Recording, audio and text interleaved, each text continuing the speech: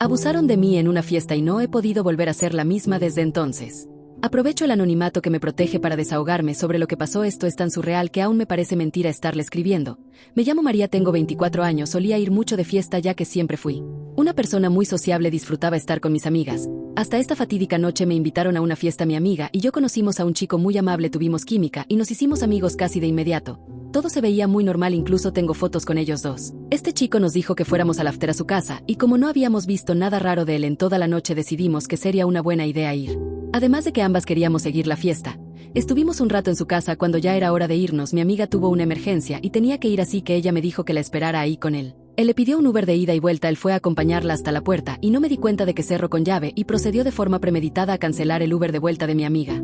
Se dirigió hacia mí y comenzó una conversación normal. Me dijo: estoy un poco cansado, esperamos por ella arriba, quiero dormir un poco. Yo lo acompañé y solo fue sentarme en la cama para que él se abalanzara sobre mí. Fue raro, fue sorpresivo y fue violento. En ese momento pasaron mil cosas por mi cabeza. ¿Soy una estúpida? ¿Cómo no vi las señales? ¿Qué puedo hacer? ¿Cómo voy a salir viva de esto? Yo tenía puesta una falda, así que solo fue abrir mis piernas con fuerza. Sentía miedo, le suplicaba que parara, pero no lo hizo. El día siguiente amaneció como si el mundo hubiera decidido seguir adelante sin mí. El sol entraba por la ventana, la gente caminaba en la calle, los autos sonaban, todo parecía tan normal. Y, sin embargo, yo estaba rota. Me sentía como un cristal que se había estrellado contra el suelo y ahora solo eran pedazos imposibles de pegar. Me miré al espejo y no reconocí a la persona que estaba allí. Mis ojos estaban rojos, mi piel pálida, mis labios partidos. Pero lo que más me asustaba no era lo que veía, sino lo que sentía, un vacío profundo, como si alguien me hubiera arrancado el alma a la fuerza. Quise bañarme, como si el agua pudiera borrar lo que había pasado, pero cada gota que caía sobre mi piel me hacía recordar. Cerré los ojos y de inmediato me vi otra vez atrapada, otra vez sin salida. Abrí la regadera de golpe, la apagué, y me quedé allí, temblando, sentada en el piso frío. No tenía fuerzas para salir de casa, ni siquiera para comer. Tomé el celular muchas veces con la intención de llamar a alguien, a mi mejor amiga, a mi madre, a cualquiera. Pero mis dedos se quedaban congelados sobre la pantalla. ¿Qué les iba a decir? ¿Cómo iba a explicar algo que ni yo misma podía poner en palabras? Y lo más aterrador, ¿y si no me creían? Los primeros días fueron una tortura disfrazada de rutina. Me obligaba a salir a trabajar, a estudiar, a responder mensajes. Fingía sonrisas mecánicas y frases vacías como «estoy bien». Nadie lo notaba. Nadie veía la grieta por donde se me escapaba la vida. En mi cabeza todo era ruido, recuerdos que volvían como destellos, su rostro, su voz, el momento en que cerró la puerta con llave. Cada detalle se repetía en un bucle interminable. Trataba de distraerme, pero bastaba un olor, una canción, una palabra para que mi cuerpo entrara en alerta, como si estuviera otra vez allí, atrapada. Dormir se volvió imposible. Cerraba los ojos y las pesadillas me arrastraban de vuelta a esa habitación. Me despertaba empapada en sudor, con la sensación de que alguien estaba encima de mí. Revisaba la puerta, las ventanas, el closet, como si tuviera un intruso escondido. El miedo era mi nueva piel. Caminaba por la calle y sentía que todos los hombres me miraban con intenciones ocultas. Un roce accidental en el bus me hacía temblar. Ya no podía confiar en nadie. Lo peor era la voz en mi cabeza que me repetía: «Fue tu culpa. Tú aceptaste ir a su casa. Tú no viste las señales. Tú te sentaste en esa cama. Tú no gritaste más fuerte. Tú no te defendiste». Esa voz era despiadada. Me taladraba cada segundo. Incluso cuando intentaba pensar en otra cosa, volvía. ¿Y si la gente pensaba lo mismo? ¿Y si me juzgaban? ¿Y si decían que yo lo provoqué? Cada vez que pensaba en contarlo, sentía que me ahogaba. Me imaginaba las caras de mis padres, decepcionados, las de mis amigos, dudando de mí. Así que decidí callar. Guardé el secreto como si fuera veneno en un frasco cerrado, pero lo que no sabía es que ese veneno empezaba a consumirme desde dentro. Mis amigas seguían invitándome a salir, como siempre. «Vamos de fiesta, María, necesitas distraerte», me decían. Yo inventaba excusas, que estaba cansada, que tenía trabajo, que me dolía la cabeza. La verdad era que solo pensar en volver a un lugar con música fuerte, alcohol y extraños me revolvía el estómago. De a poco, fui alejándome. Dejé de contestar llamadas, dejé de aparecer en reuniones. Al principio insistían, pero después dejaron de hacerlo. Y entonces me quedé sola. La soledad era cómoda y al mismo tiempo insoportable. No tenía que fingir, pero tampoco tenía nadie que me sostuviera cuando sentía que me hundía. Una tarde, mientras iba en el bus camino al trabajo, un hombre se sentó a mi lado. Ni siquiera me habló, solo estaba ahí, pero el simple hecho de sentirlo tan cerca me hizo entrar en pánico. El aire se me cortó, Mi corazón empezó a latir como loco, mi cuerpo temblaba sin control. Me bajé en la primera parada, sin importar dónde estaba, y corrí. Ese fue el primero de muchos ataques de pánico. A veces me pasaba en lugares públicos, otras en mi habitación, sin motivo aparente. Sentía que me moría, que no había escapatoria. Después quedaba agotada, como si hubiera corrido un maratón. La ansiedad se convirtió en mi sombra. Empecé a evitar todo lo que pudiera detonarla. No salía sola de noche, no usaba la ropa que solía gustarme, no aceptaba invitaciones. Mi mundo se redujo a 4 paredes. No solo era mi mente, también mi cuerpo dejó de sentirse mío. No podía soportar mirarme desnuda en el espejo. No podía soportar que alguien me tocara, ni siquiera en un abrazo amistoso. Sentía que mi piel estaba manchada, que todo el mundo podía ver lo que había pasado con solo mirarme. Había días en que quería arrancarme la piel, como si pudiera desprenderme de lo sucedido. Otros, simplemente me quedaba inmóvil, deseando no existir. Aún con todo ese caos dentro, trataba de seguir con mi vida. Me levantaba, me maquillaba, me ponía ropa bonita, iba a la universidad o al trabajo. Nadie sospechaba nada. De hecho, más de una persona me dijo, «Te ves radiante, María, como siempre». Si tan solo supieran. Esa fue una de las cosas que más me desconectó del mundo, que todo parecía normal para los demás, mientras yo me sentía al borde de un abismo. Me preguntaba una y otra vez, ¿cómo es posible que el mundo no se haya detenido, si yo me siento muerta por dentro? El secreto pesado. Pasaron semanas. El recuerdo seguía fresco, quemando cada rincón de mi mente. Y yo seguía callando. Intenté escribir lo que había pasado en un cuaderno, pero rompí las hojas de inmediato. Me daba miedo que alguien lo encontrara. Intenté grabar un audio para mí misma, pero borré la grabación apenas la escuché. No soportaba oír mi propia voz diciendo esas palabras. Fue entonces cuando descubrí los foros anónimos en Internet. Espacios donde la gente contaba sus secretos más oscuros sin revelar su identidad. Leí confesiones que me rompieron y otras que me hicieron sentir menos sola. Una noche, con las manos temblando sobre el teclado, escribí: «Abusaron de mí en una fiesta y no he podido volver a ser la misma desde entonces. Aprovecho el anonimato que me protege para desahogarme. Me llamo María, tengo 24 años, y todavía no sé cómo seguir adelante». Esa fue la primera vez que lo dije, aunque fuera en letras, aunque fuera a desconocidos. Y, sorprendentemente, hubo respuestas. Personas que me escribieron: «No fue tu culpa, yo también pasé por algo parecido, busca ayuda, no estás sola». Lloré leyendo esos mensajes. Eran extraños en la otra punta del mundo, pero me dieron algo que yo no tenía: un poco de esperanza. No cambió mi vida de la noche a la mañana. No desapareció el dolor ni la ansiedad. Pero haber escrito esas palabras fue como abrir una rendija en una ventana cerrada. Entró un poco de aire. Y con él, la posibilidad de que, tal vez, algún día, pudiera contar mi historia en voz alta. De momento, seguía siendo un secreto en mi vida real. Nadie de mi entorno lo sabía. Pero yo sabía que no podía seguir así para siempre. Mi cuerpo, mi mente, mi corazón pedían auxilio. Aún no estaba lista para pedir ayuda de frente, pero en mi interior algo comenzaba a cambiar. Porque aunque me sintiera rota, todavía había dentro de mí una chispa diminuta que se negaba a apagarse. Y esa chispa, aunque débil, iba a ser la semilla de mi lucha por recuperar mi vida. Los días se convirtieron en semanas y las semanas en meses. El calendario seguía avanzando, pero yo estaba atrapada en un mismo punto. Todo mi alrededor parecía moverse en cámara rápida. La gente reía, trabajaba, estudiaba, salía, hacía planes.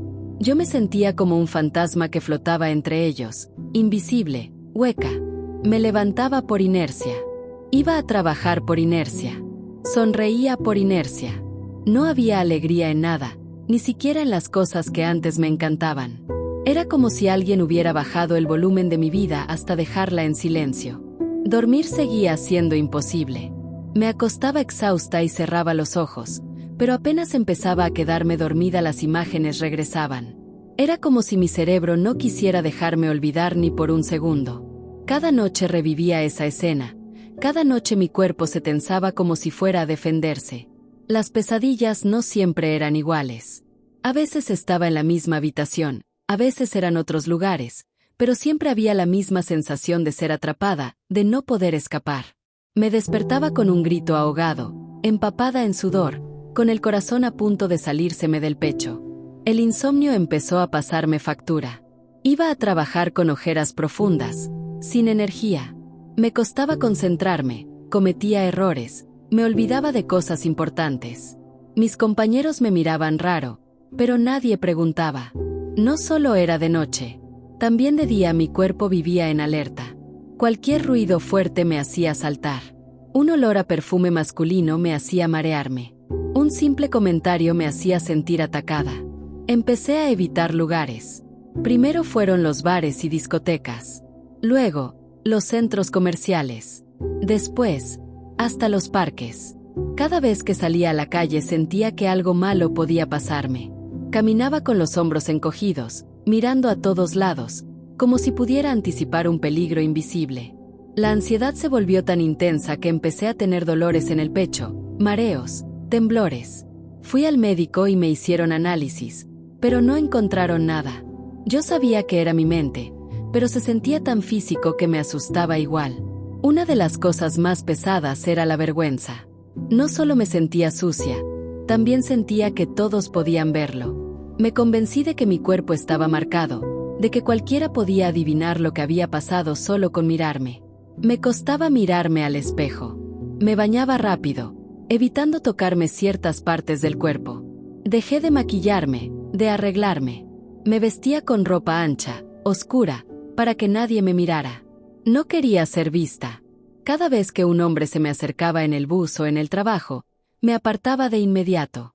Si alguien me hablaba con demasiada confianza, sentía que me faltaba el aire. Mis amigas ya casi no me escribían. Algunas me mandaban mensajes de vez en cuando, pero yo rara vez respondía. Había perdido el hilo de sus vidas. No sabía de sus problemas, ni de sus alegrías. No me atrevía a contarles los míos. Mi familia tampoco entendía. Me veían apagada, pero pensaban que estaba estresada por el trabajo o que pasaba por una mala racha. Mi madre me decía que saliera más, que hiciera ejercicio, que me distrajera. Yo solo asentía. Me sentía atrapada entre dos mundos. El mundo donde todos esperaban que yo fuera la de antes, y el mundo interno donde yo ya no era esa persona. El estrés empezó a manifestarse en mi cuerpo. Me dolía el estómago, tenía migrañas constantes, se me caía el cabello. Cualquier ruido fuerte me hacía llorar. Un día me miré en el espejo y vi a alguien irreconocible. Ojos hundidos, piel apagada, una expresión de tristeza permanente. No era solo que me sintiera mal, era que me estaba desmoronando. A veces, en mis momentos más oscuros, pensaba en desaparecer.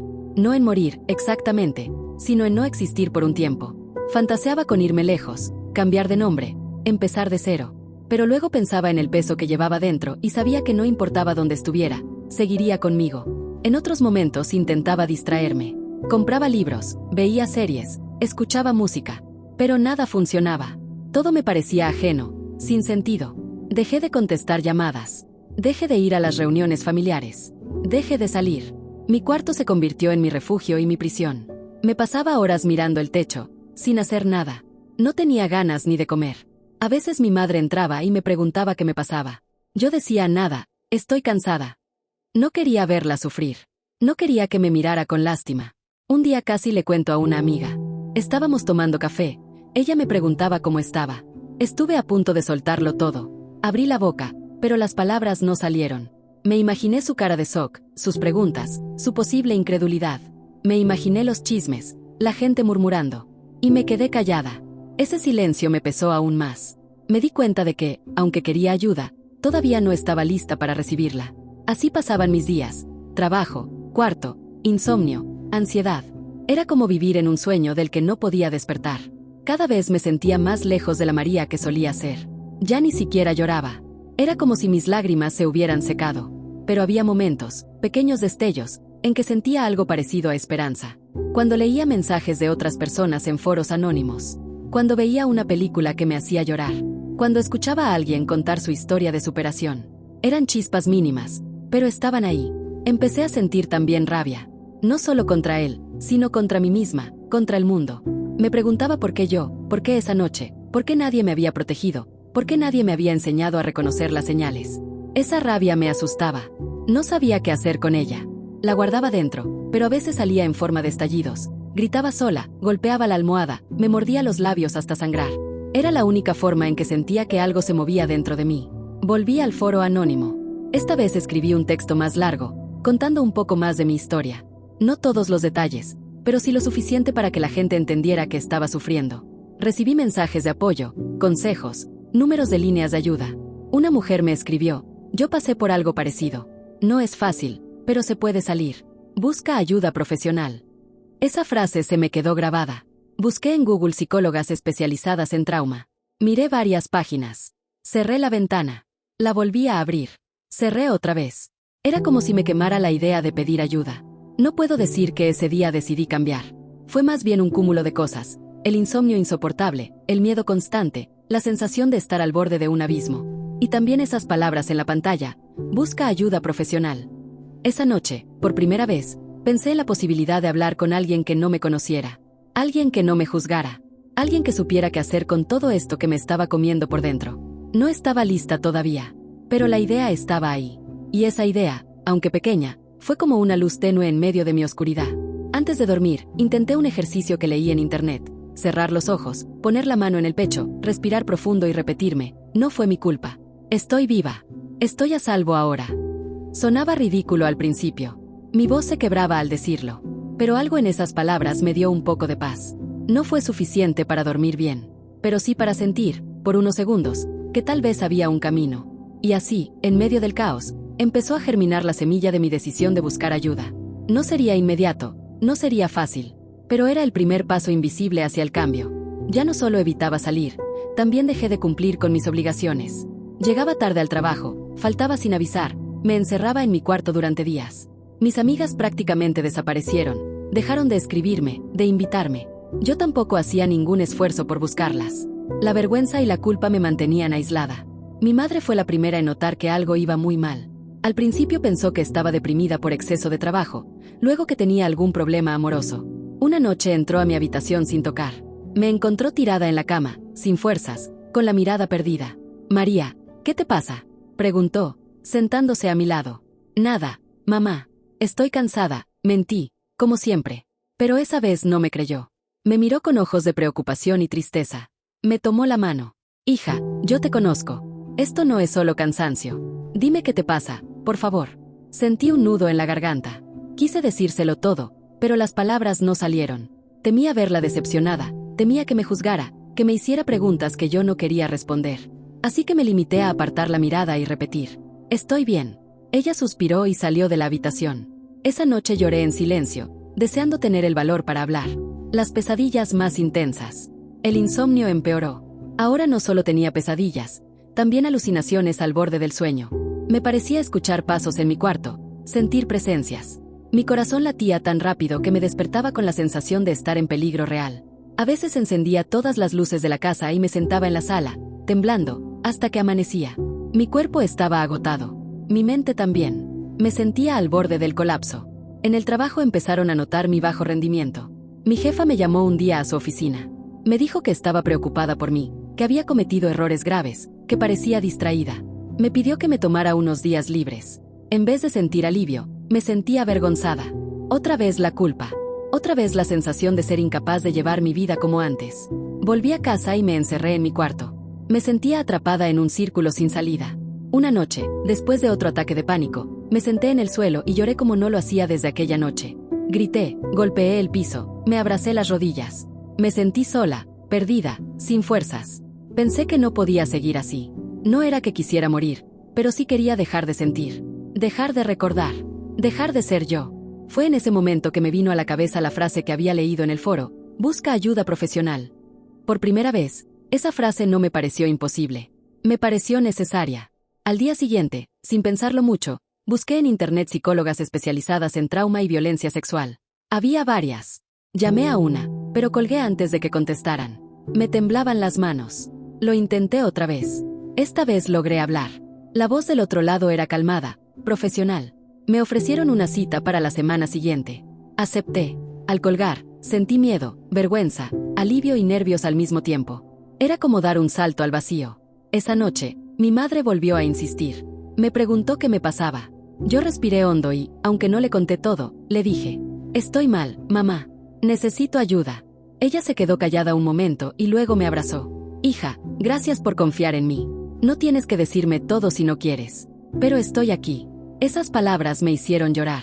Sentí que, aunque todavía no podía contarle los detalles, al menos ya no estaba totalmente sola.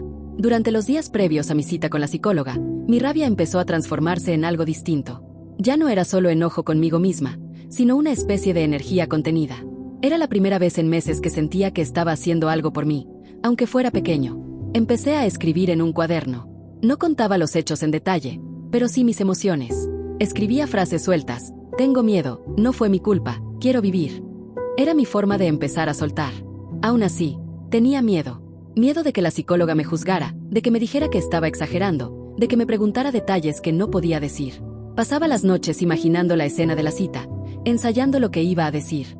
Me miraba al espejo y me preguntaba si se me notaba, si había algo en mi cara, en mi ropa, que gritara lo que me había pasado. Mientras tanto, seguía entrando al foro anónimo. Un día, una chica me escribió un mensaje privado. Me contó que había pasado por algo muy parecido hacía 2 años, que también se había sentido rota, culpable, aislada, pero que con terapia había empezado a reconstruirse. Le pregunté cómo había sido. Me dijo que al principio fue muy difícil, que las primeras sesiones la dejaban agotada, pero que poco a poco empezó a sentir alivio. Me dijo: no va a ser fácil, María, pero es posible. Esas palabras fueron como un abrazo virtual. Me hicieron sentir que, aunque mi camino fuera largo, había alguien que lo había recorrido antes.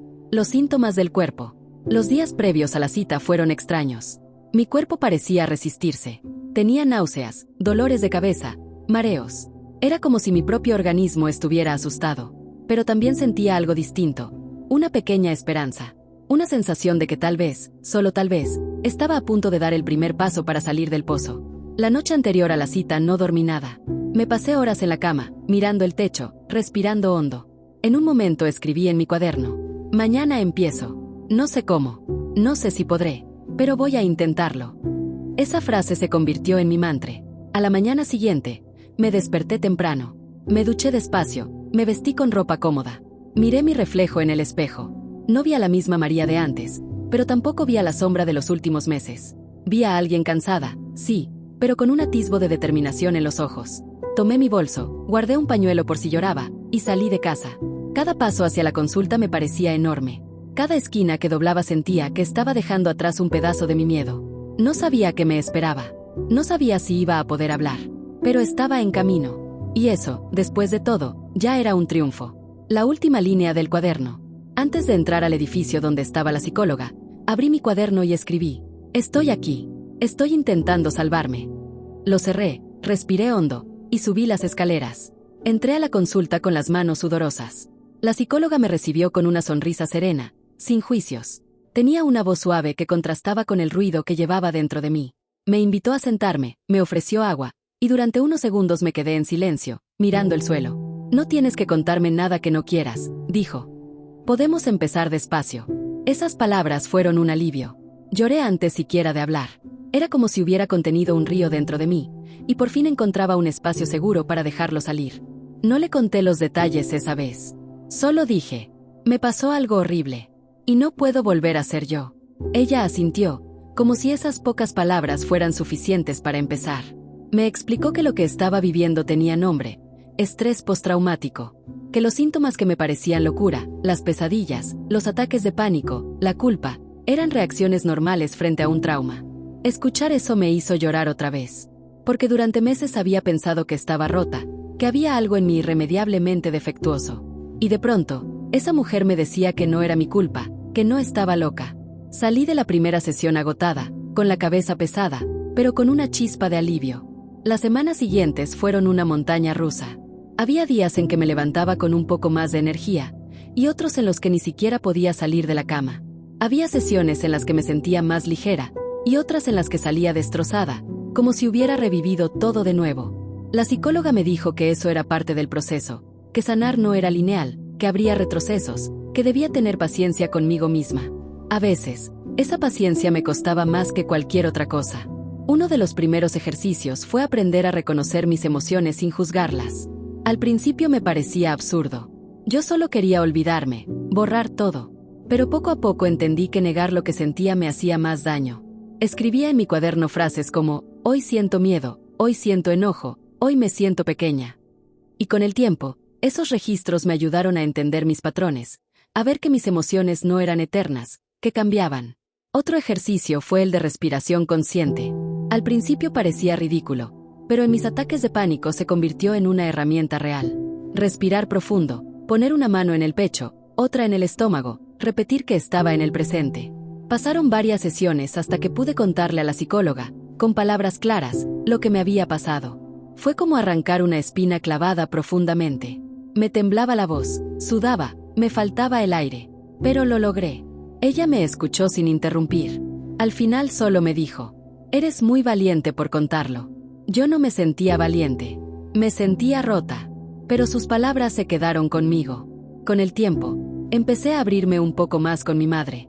No le conté todos los detalles, pero sí le dije que había pasado algo traumático, que estaba en terapia por eso. Ella lloró, me abrazó, me pidió perdón sin tener ninguna culpa. Ese abrazo fue distinto a todos los anteriores.